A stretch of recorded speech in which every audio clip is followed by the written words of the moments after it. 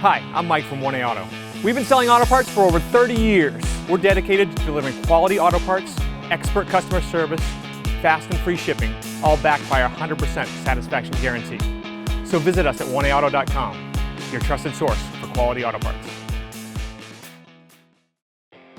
In this video, we're going to be working with our 2006 Chrysler 300. We're going to show you how to remove and replace your vehicle's center support bearing. This is for the middle of the two-piece drive shaft on our 3.5-liter V6 rear-wheel drive model. However, the procedure should be the same for other engine options as well as other drive options. If you like this video, please click subscribe. We have a ton more information on this and many other vehicles. And if you need this part for your car, you can follow the link down in the description over to 1aauto.com. Here are the items you'll need for this repair.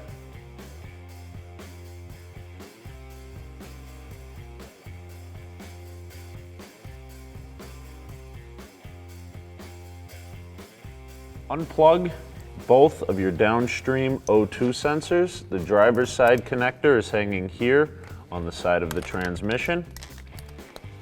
Make sure it hangs freely. And the passenger one connects right here at the transmission crossmember.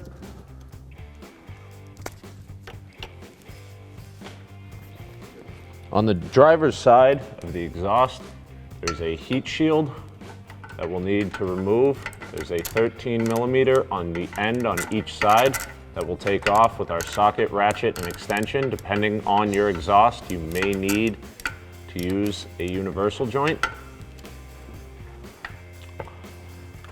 Remove the heat shield, and then there's a 16mm nut on each side that we'll remove with our 16mm socket and ratchet. We'll repeat this step on the opposite side.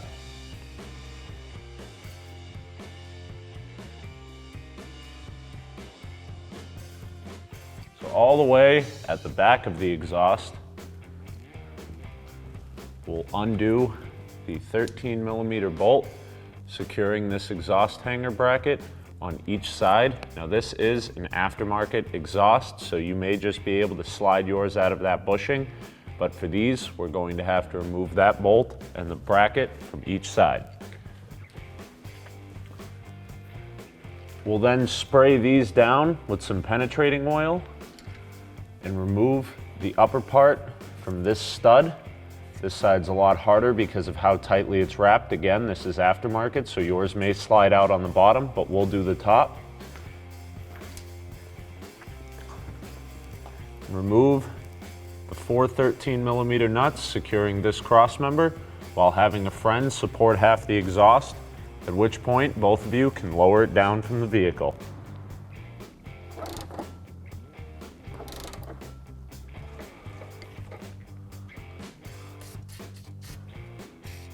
These rubber hangers can be tricky to remove. However, once you get them past the head there, you should just be able to pull them off by hand. I like to use a pair of groove-jawed pliers to pop them out. They also make a special exhaust hanger tool for these that works really nicely. But most of the time, as long as you lube them up, you can pop them off with these. Sometimes you can even get them off by hand.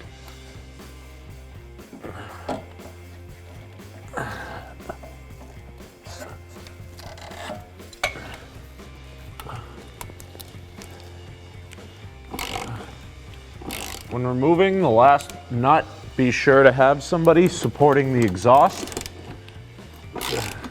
Remove the crossmember and then grab the front of the exhaust. Pull down and back. Now where we did manage to get most of our hardware off nice and easy, one of our studs has rusted into the flange on the end of the exhaust. This isn't common, but you may need to pry or wiggle the exhaust to get it to free up. Pull back and down and remove the exhaust from the vehicle. Remove the 4 11mm nuts securing this heat shield to the bottom of the vehicle. We'll do this with an 11mm socket and ratchet.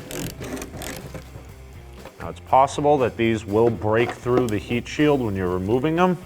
As 2 of ours already have, but we'll show you how to make those stay in when we put it back.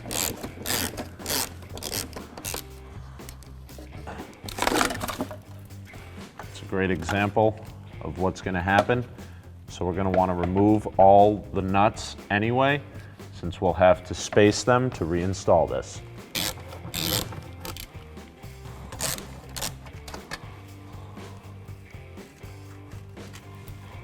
You'll now want to index your drive shaft to make sure that it goes in the same way it came out, because these are balanced. So what we'll do, because these are a little tricky to mark, especially with the rubber coupling, I'm going to mark the yoke coming out of our differential, and then I'm going to mark this ear on our flange to make sure that these get lined up. Then obviously the rest will be bolted in the same way. Remove the 3 T60 Torx bolts and 18mm nuts securing the drive shaft coupling to the differential flange. We do not want to remove the 3 bolts securing the drive shaft to the coupling. We'll do this using a T60 Torx socket, ratchet, and an 18mm wrench. Make sure your vehicle is in neutral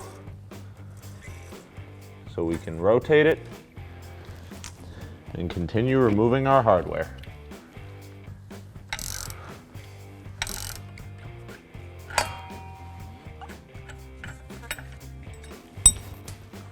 We'll now move on to the transmission side of the drive shaft.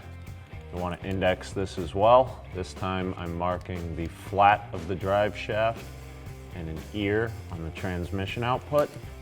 Doesn't really matter where or how you do this, as long as it makes sense to you and you're able to realign the marks later.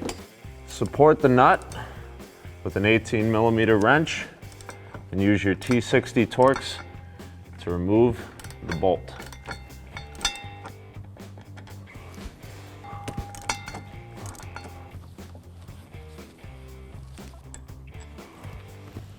We're going to put some large zip ties through 2 of the holes in the front of our drive shaft coupling at the transmission, just to ensure that this doesn't go anywhere when we remove our center bearing. We can now remove the 2 13mm bolts securing our center bearing to the vehicle.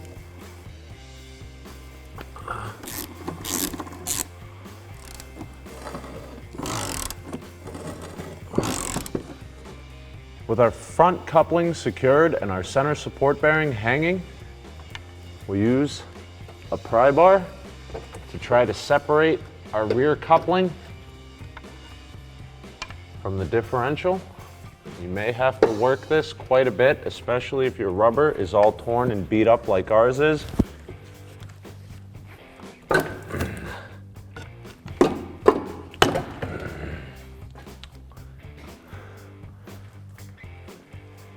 You may want someone to support the other end of the drive shaft for you. What we're going to do is, ours is being particularly stubborn, so I'm going to use a striking pry bar to put right on the coupling where it mounts onto our transmission output and tap it free. We'll then rotate the drive shaft and repeat this process with the other 2 parts of the coupling. Now you can slide the drive shaft back and remove the entire assembly from the vehicle. Now this drive shaft is keyed, which means it can only be installed on the splines here one way, because one of the teeth is larger than the rest, so it'll only go in that one position, meaning it always stays balanced and in the original position it's designed to be in. So this mark that we're about to make is just for the sake of making it easier to align later. So all I'm going to do is mark the yoke here and mark the shaft here, and these don't have to be perfect. Now I just know to get these close and rotate it a little bit until everything sits in. Can now slide the drive shaft splines apart. May have to help the boot over a little bit. Install a bearing separator over the spline to yoke end of your drive shaft. This can be done most easily in a hydraulic bench press if you have one. However, it's very uncommon to have something like that at home or in a small garage. So we'll try to show you how to do it with hand tools here. Now this setup may look a little bit different for everybody depending on what kind of things you have in your kit. But for ours, we'll install these bases here. We need a little more room to get out past the end of our drive shaft. Installing that one backwards there. So we're going to install these extensions.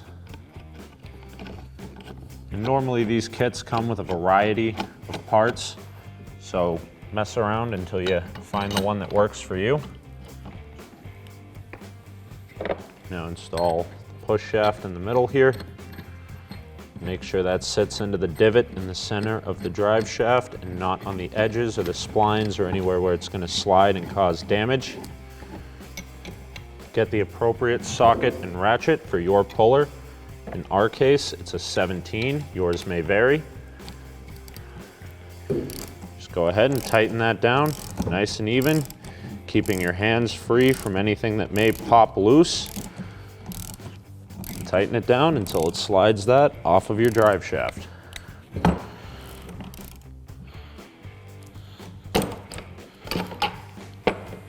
Once it's off, slide everything off of the drive shaft.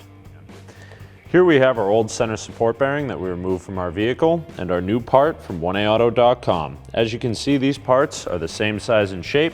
We have the same bracket with the same factory mounting locations.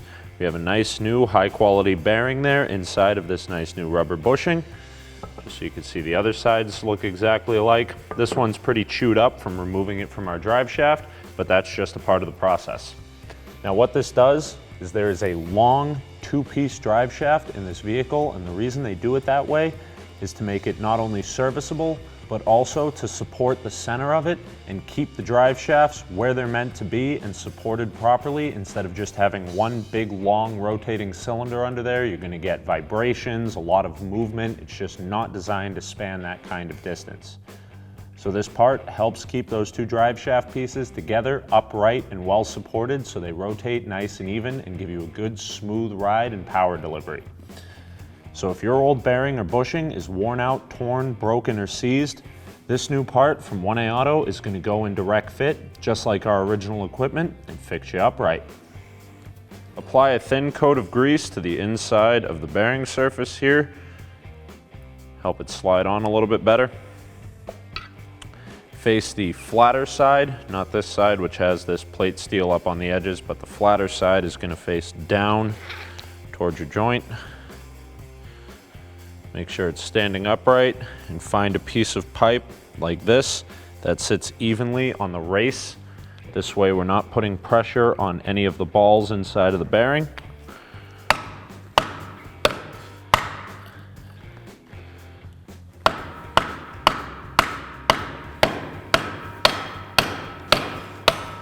I'm just going to tap that on with a piece of pipe until it bottoms all the way out. Line up your paint marks along with the keyed part of the shaft if yours is done as such.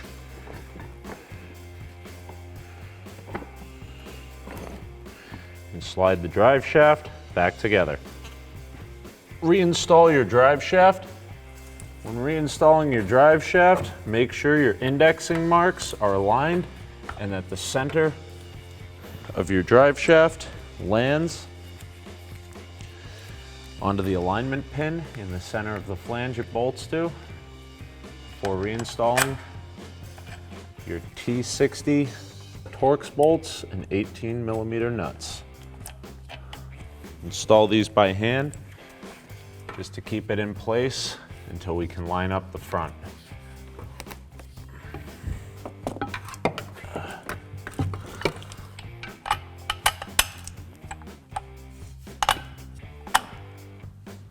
Tighten down your T60 Torx bolts with a T60 Torx socket and a ratchet, and an 18mm wrench to hold the nut on the opposite side.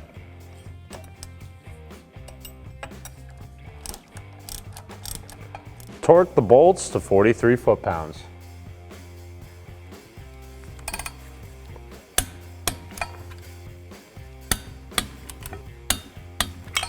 You'll need to add an extension to your T65 Torx and Ratchet and your 18mm wrench to tighten up the bolts at the front by the transmission. You'll then torque these 3 bolts to 43 foot-pounds as well.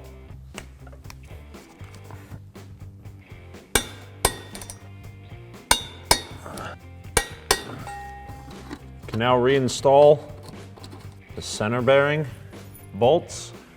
One of our bolts broke, so I'm replacing it with a bolt of the same length and thread. This is going to have a different size head, however. The factory bolts will be tightened down with a 13mm socket and ratchet.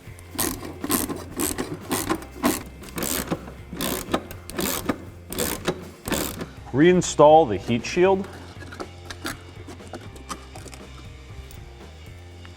And any of the nuts and washers that have not been blown out around the sides. Actually, quite a few of ours have, so we'll have to deal with that. What I'm going to do is install the one that isn't damaged. And for the other side, I just have a large washer that I found around the shop, which we'll put on first, and then follow up with our original hardware. This will help keep our heat shield in place as opposed to replacing it. You don't want this rattling around or falling onto the exhaust because it's going to make a lot of noise and not be efficient at what it was designed to do. Tighten the hardware back onto your heat shield with an 11mm socket and ratchet.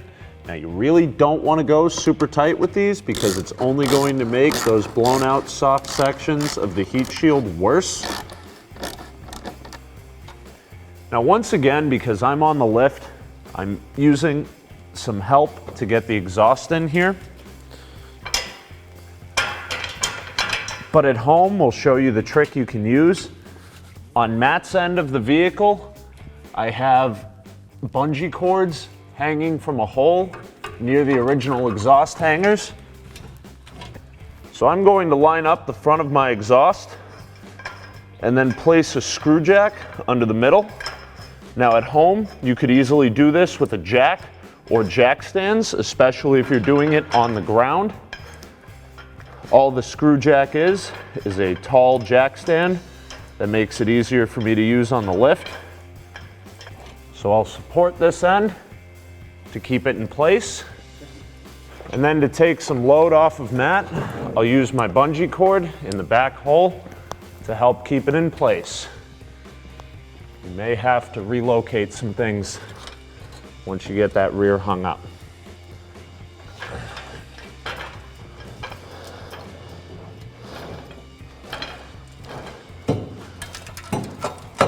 So now I can safely install the rest of my exhaust parts without needing Matt to stand there and hold parts over his head. So now reinstall this cross brace here.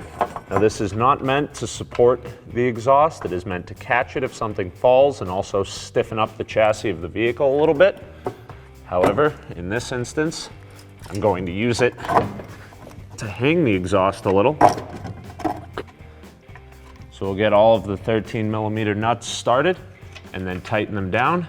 Once again, we're just making the whole exhaust safer and easier to work on.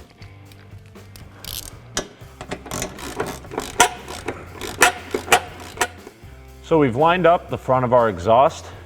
Now this is a ball and socket type of joint for the exhaust, so there's actually no gasket in here. You could put some sealant in there if you wanted to, but normally they seal up pretty well. So again, our exhaust has been modified. So ours has a pair of 16mm nuts on each side. Yours may vary, but I'll get both of those started on by hand. And for the inner sides on each, you're going to need a universal joint. I like to wrap mine in tape just to make it a little bit stiffer so I have a little more control over it. We're using a long extension, a 16mm socket, and our ratchet to tighten the exhaust down. I'm going to need to switch to a deep socket in just a second, but it's easier to line up with a short one. The end of our threads are pretty rusted out there, but not the part that actually supports the exhaust. So I am going to push up just to get past those bad threads. Get that started a little bit better on some real threads. And then we'll tighten both sides down.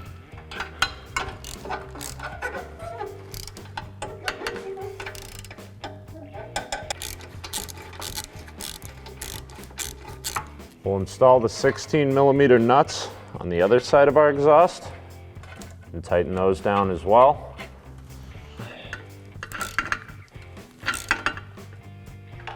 Reinstall the heat shield over the studs, as well as the 13mm nut that goes over it, and tighten that down. Reconnect your oxygen sensors. The connector hangs down here on the driver's side.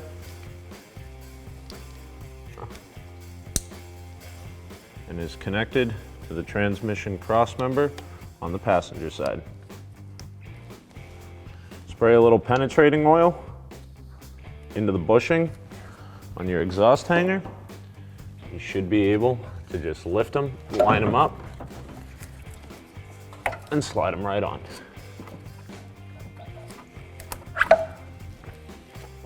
Remove bungee cords if you use them to secure the other end of your exhaust. Reinstall your 13mm bolts on your rear exhaust hangers. Fire up your vehicle to check for exhaust leaks, and you're good to go. Thanks for watching. Visit us at oneauto.com for quality auto parts, fast and free shipping, and the best customer service in the industry.